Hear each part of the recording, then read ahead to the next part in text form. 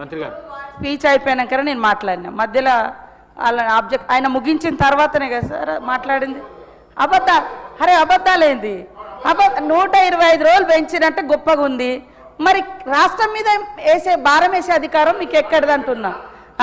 మమ్మల్ని అడగాలి కదా, రాష్ట్రాలను సంప్రదించాలా వద్దా?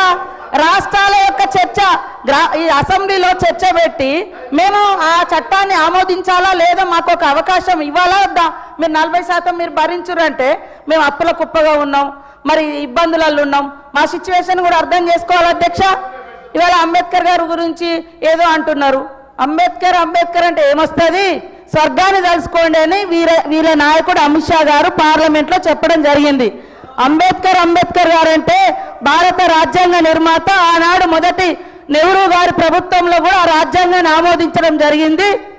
ఇవాళ అంబేద్కర్ గారిని రాజ్యాంగాన్ని నమ్ముకుంటే అక్కడ స్పీకర్ లాగా ఉంటారు, ఇక్కడ సీతక్క లాగా మాలాంటి ఆదివాసీ అడవి బిడ్డల జీవితాలు ఈ రకంగా మారితే నిలువెత్తు సాక్ష్యం మేమే. చచ్చిపోతే స్వర్గం ఉంటుందో నరకం ఉంటుందో మాకు తెలియదు, కానీ అంబేద్కరిజాన్ని భారత రాజ్యాంగాన్ని నమ్ముకుంటే అక్కడ స్పీకర్ లాగా ఇక్కడ సీతక్క లాగా మాత్రం ప్రత్యక్షంగా ఉంటామని ఇక్కడి ద్వారా అక్కడ పార్లమెంట్ కూడా తెలియజేస్తున్నాం అధ్యక్ష. ఎన్ఎం శ్రీనివాస్ రెడ్డి గారు.